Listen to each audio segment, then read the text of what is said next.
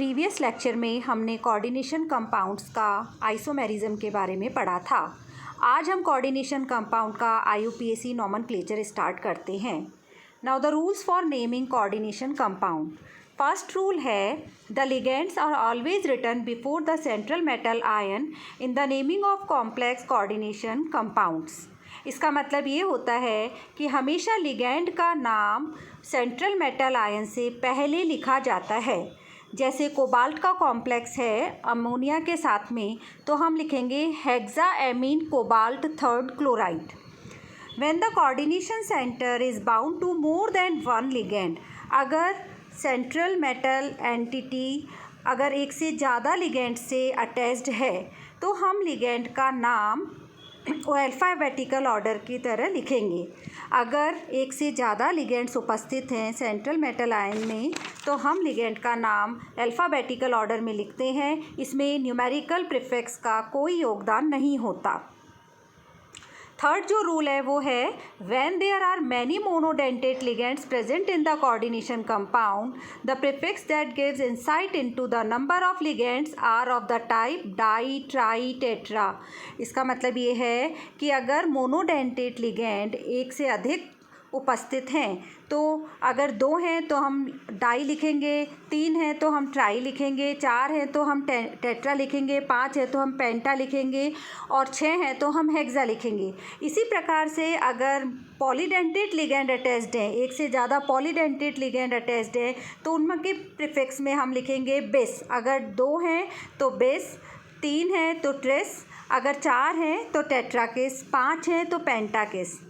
The name of the anion present in the coordination compound must end with the letter O, which generally replace the letter E. जैसे अगर sulphate unit है तो हम उसे करेंगे सल्फेटो, अगर क्लोराइड है तो क्लोरिडो, हाइड्राइड है तो हम हाइड्रीडो, फ्लोराइड है तो फ्लोराइडो, इसी तरीके से ब्रोमाइड है तो ब्रोमाइडो, परऑक्साइड है तो परऑक्साइड है तो हम लिखेंगे उसको डाईऑक्साइडो, अगर ऑक्साइड है तो ऑक्साइडो, अगर ऑक्जेलेट है तो ऑक्जेलेटो, अगर सल्फाइड है तो सल्फेटो, नाइट्राइड है तो नाइट्राइटो। इस प्रकार से हम लिगेंड की नेमिंग करते हैं। अगर न्यूट्रल लिगेंड है जैसे NH3 है तो हम उसे एमीन करेंगे, अगर H2O है तो एक्वा होगा, CO है तो कार्बोनाइल होगा और NO है तो नाइट्रोसाइल होगा। लिगेंड का नाम लिखने के बाद में after the ligand are named the name of the central metal ion is written.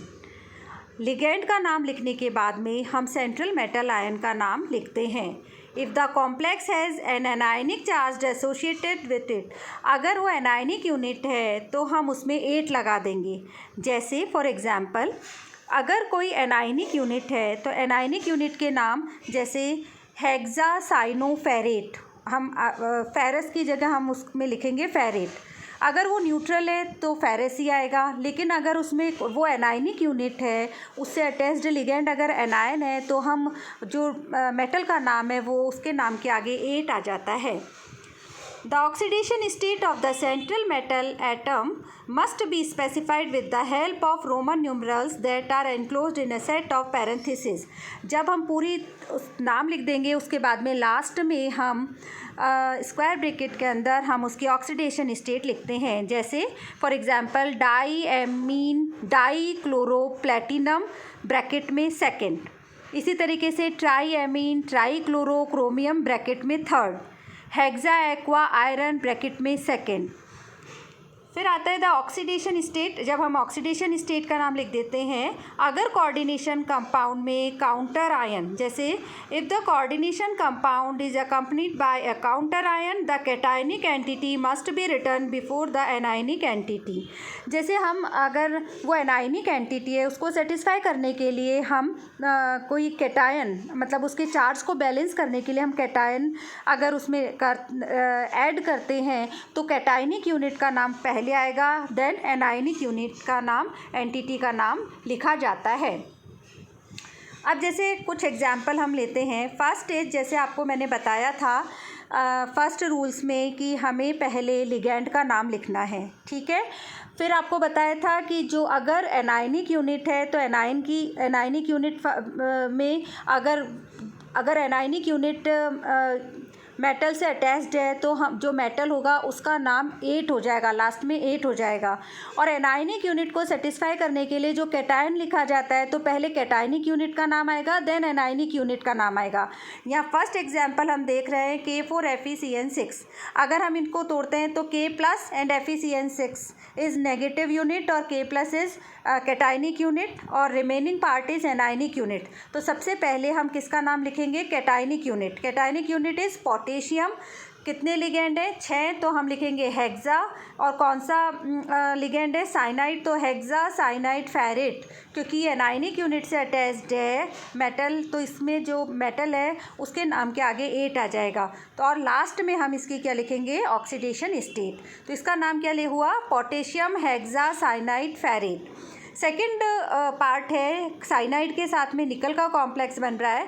This is anionic unit. अब देखिए इसमें क्या लिख रहे हैं हम? Tetra cyano nickelate second ion. ये आयन है तो लास्ट में हम इसको आयन, अगर हम इसमें 2 पोटेशियम ऐड कर देते तो हम लिखते potassium tetra cyano nickelate second. Third is hydroxide unit है तो टेट्रा, क्योंकि 4 हैं तो tetra hydroxide zincate second ion. Last जो निकल का कॉम्प्लेक्स है वो कार्बोनाइल के साथ में बना रहा है, इसमें निकल की ऑक्सीडेशन स्टेट 0 है। नाउ इसका नाम लिखा जाएगा टेट्रा कार्बोनाइल निकल 0। तो इस तरीके से हम नॉमेनक्लेचर करते हैं। काफ़ी सारे एग्जाम्पल्स हैं जो कि मतलब आप इसकी ऑक्सीडेशन स्टेट निकाल सकते हैं। तो वो जो अपना फॉर्मूला है, जैसे हमें निकालनी है potassium hexa cyano ferrate second ion का, अगर हमें इसकी ऑक्सीडेशन स्टेट निकालनी है तो हम oxidation is X is equal to, अब हम लिख रहे हैं फर्स्ट और 2 हैं तो पोटेशियम +2 +6, क्योंकि 6 हमने हेक्सा साइनो फेरेट और साइनो ग्रुप का जो ऑक्सीडेशन स्टेट है वो क्या है? -1। तो हम देखेंगे X is equal to -4। X is equal to -4, इसका मतलब -4 चार्ज को बैलेंस करने के लिए हम इसमें 4 पोटेशियम आयन को ऐड कर देंगे। तो इसका जो नाम हो जाएगा वो हो जाएगा potassium hexa cyano ferrate second. Potassium hexa cyano ferrate second. इस तरीके से हम ऑक्सीडेशन स्टेट निकाल सकते हैं। अब जैसे कोई एग्जाम्पल है, कोई और एग्जाम्पल अगर हम लें, जैसे सपोज़ कीजिए Na2CuCl4।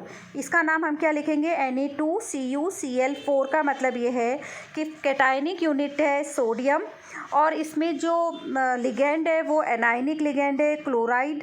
तो हम इसको क्लोराइड को क्या लिखेंगे? क्लोराइडो। और कितने हैं क्लोरीन? 4 हैं तो क्लोरिडो टेट्रा। और अब टोटल जो नाम लिखेंगे वो क्या होगा? Sodium tetra chlorido cuprate second. इस प्रकार से हम कोऑर्डिनेशन कंपाउंड का नॉमेनक्लेचर करते हैं।